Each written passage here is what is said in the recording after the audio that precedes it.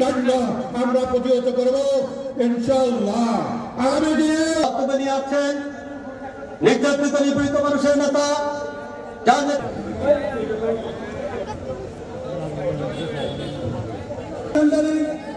ধানের শীষের প্রার্থীর পক্ষে আজকের জনসভা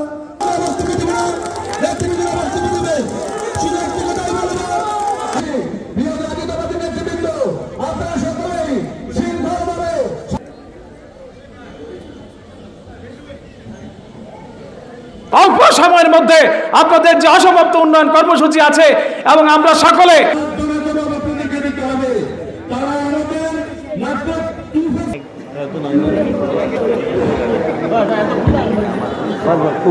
কিন্তু শেখ হাসিনা আপনারা জানেন বিগত 16 বছর এই বাংলাদেশকে একটি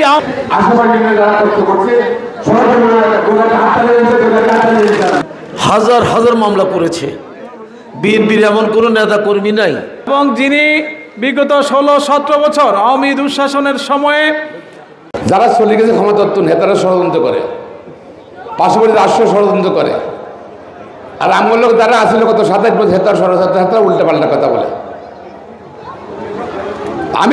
আমি শুধু বলতে চাই